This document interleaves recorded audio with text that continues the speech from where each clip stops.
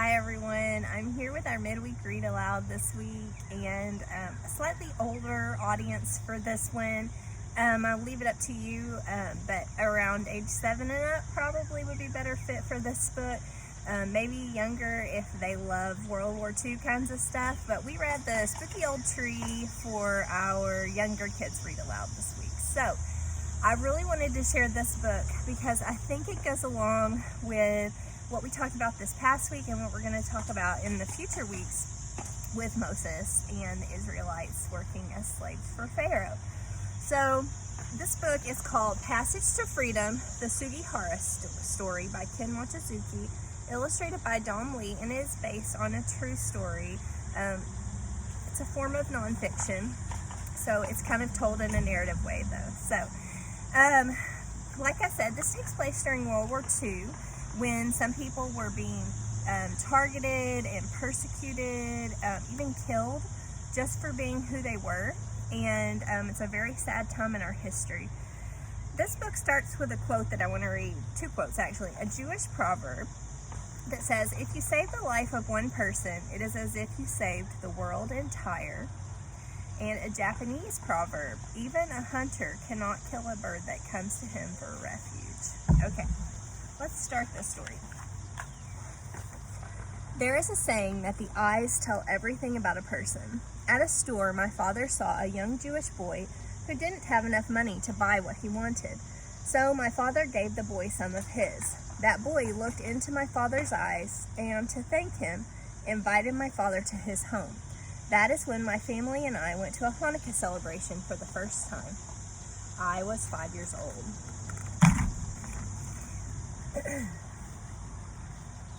In 1940, my father was a diplomat representing the country of Japan. Our family lived in a small town in the small country called Lithuania. There was my father and my mother, my auntie Setsuko, my younger brother Chiaki, and my 3-month-old baby brother Haruki. My father worked in his office downstairs. Lithuania is in Europe. You can find that on a map. In the mornings, birds sang in the trees. We played with girls and boys from the neighborhood at a huge park near our home.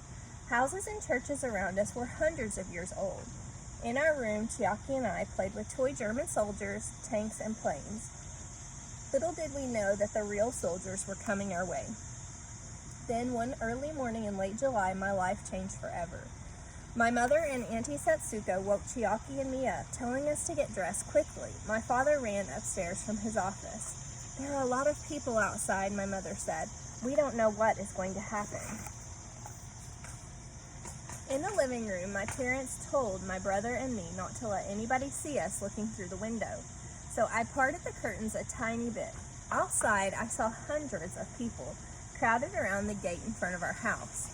The grown-ups shouted in Polish, a language I did not understand. Then I saw the children. They stared at our house through the iron bars of the gate. Some of them were my age. Like the grown-ups, their eyes were red from not having slept for days. They wore heavy winter coats. Some wore more than one coat, even though it was warm outside. These children looked as though they had dressed in a hurry. But if they came from somewhere else, where were their suitcases? Can you make any predictions about who these people are based on what you know about that time period? "What do they want?" I asked my mother. "They have come to ask for your father's help," she replied. "Unless we help, they may be killed or taken away by some bad men." Some of the children held on tightly to the hands of their fathers. Some clung to their mothers. One little girl sat on the ground crying. I felt like crying too. "Father," I said, "please help them." My father stood quietly next to me, but I knew he saw the children. Then some of the men in the crowd began climbing over the fence. Borislav and Guji, 2 young men who worked for my father, tried to keep the crowd calm. My father walked outside. Peering through the curtains, I saw him standing on the steps. Borislav translated what my father said. He asked the crowd to choose 5 people to come inside and talk.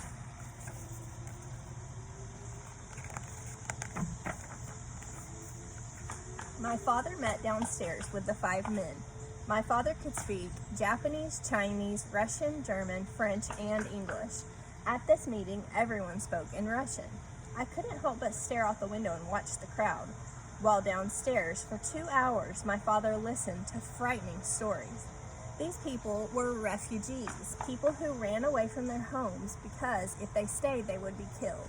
They were Jews from Poland escaping from the Nazi soldiers who had taken over their country. The 5 men had heard my father could give them visas, official written permission to travel through another country. The hundreds of Jewish refugees outside hoped to travel east through the Soviet Union and end up in Japan. Once in Japan, they could go to another country. Was it true, the men asked? Could my father issue these visas? If he did not, the Nazis would soon catch up with them. My father answered that he could issue a few, but not hundreds. To do that, he would have to ask for permission from his government in Japan. So these people need help desperately, right, to get away from the Nazis. Do you think that the father is going to issue the visas? That night, the crowd stayed outside our house. Exhausted from the day's excitement, I slept soundly. But it was one of the worst nights of my father's life. He had to make a decision. If he helped these people, would he put our family in danger? If the Nazis found out, what would they do? But if he did not help these people, they could all die. My mother listened to the bed squeak as my father tossed and turned all night. The next day, my father said he was going to ask his government about the visas. My mother agreed it was the right thing to do. My father sent his message by cable. Guji took my father's written message down to the telegraph office.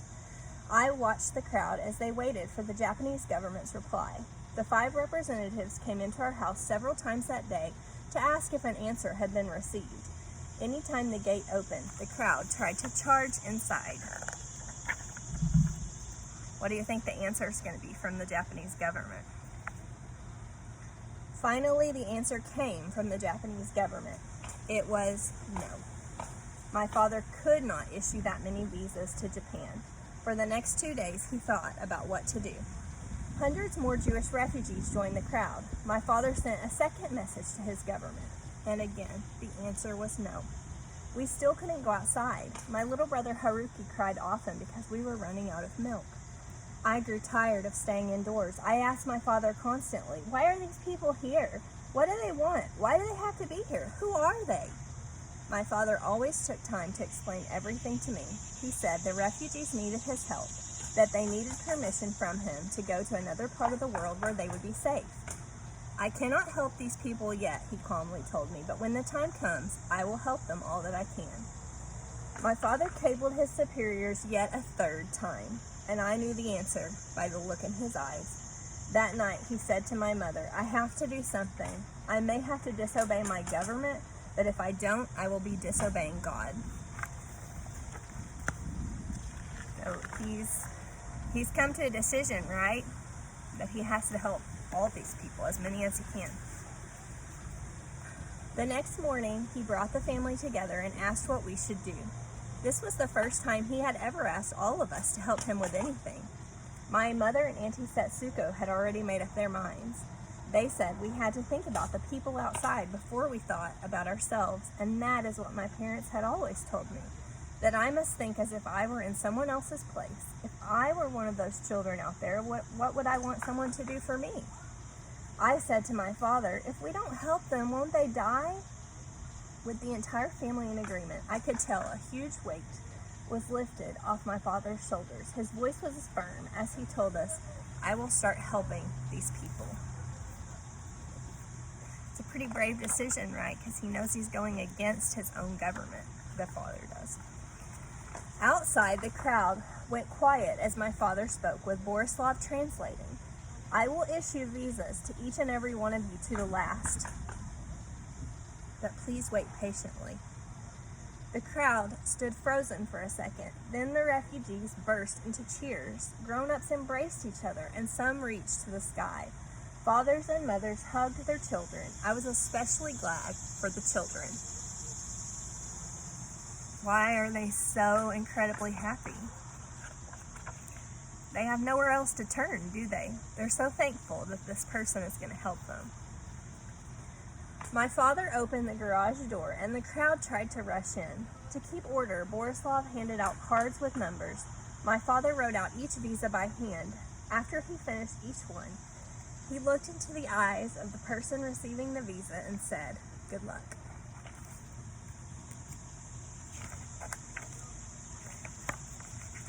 Refugees camped out at our favorite park waiting to see my father. I was finally able to go outside. Chiaki and I played with the other children in our toy car.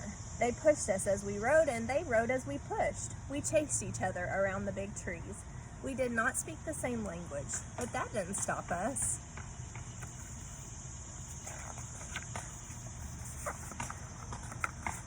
For about a month, there was always a line leading to the garage.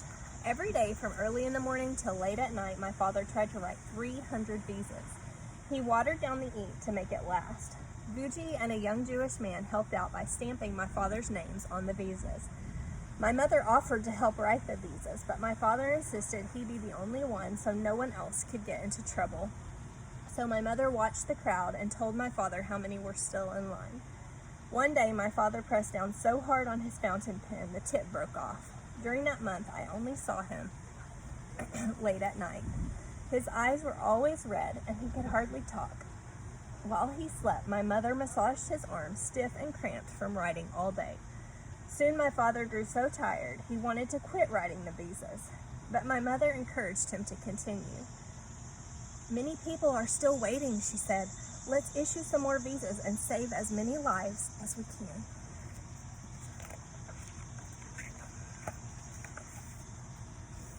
While the Germans approached from the west, the Soviets came from the east and took over Lithuania. They ordered my father to leave. So did the Japanese government, which reassigned him to Germany. Still, my father wrote the visas until we absolutely had to move out of our home. We stayed at a hotel for 2 days where my father still wrote visas for the many refugees who followed him there. Even as he's been ordered to leave by his own government, he's still trying to write these visas and help these people get out. Then it was time to leave Lithuania. Refugees who had slept at the train station crowded around my father. Some refugee men surrounded my father to protect him. He now just issued permission papers, blank pieces of paper with his signature. As the train pulled away, refugees ran alongside. My father still handed permission papers out the window. As the train picked up speed, he threw them out to the waiting hands. The people in front of the crowd looked into my father's eyes and cried, "We will never forget you. We will see you again." I gazed out the train window, watching Lithuania and the crowd of refugees fade away. I wondered if we would ever see them again. "Where are we going?" I asked my father. "We are going to Berlin," he replied. Chiaki and I became very excited about going to the big city. I had so many questions for my father, but he fell asleep as soon as he settled into his seat. My mother and Auntie Setsuko looked really tired too.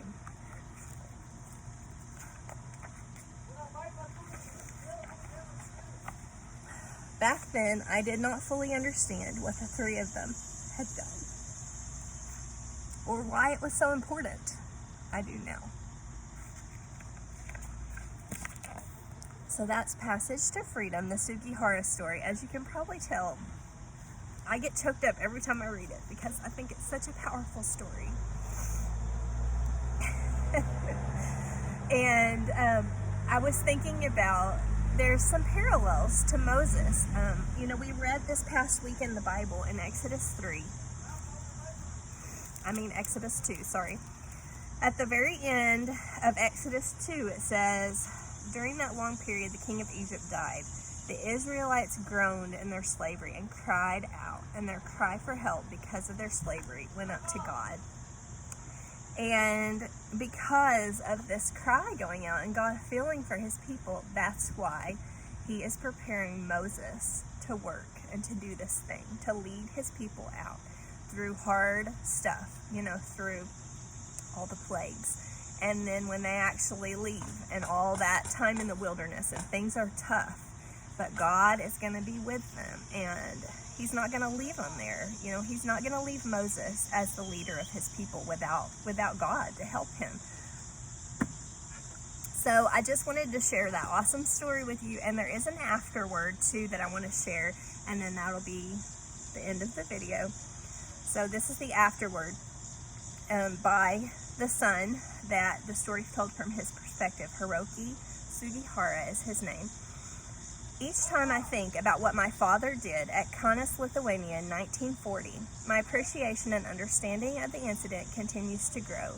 In fact, it makes me very emotional to realize that his deeds saved thousands of lives and that I had the opportunity to be a part of it.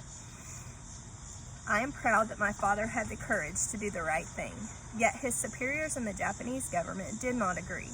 The years after my family left Kaunas were difficult ones. We were imprisoned for 18 months in a Soviet internment camp, and when we finally returned to Japan, my father was asked to resign from diplomatic service. After holding several different jobs, my father joined an export company where he worked until his retirement in 1976. My father remained concerned about the fate of the refugees, and at one point left his address at the Israeli embassy in Japan. Finally, in the 1960s, he started hearing from Sugihara survivors, many of whom had kept their visas and considered the worn pieces of paper to be family treasures. In 1969, my father was invited to Israel, where he was taken to the famous Holocaust memorial Yad Vashem.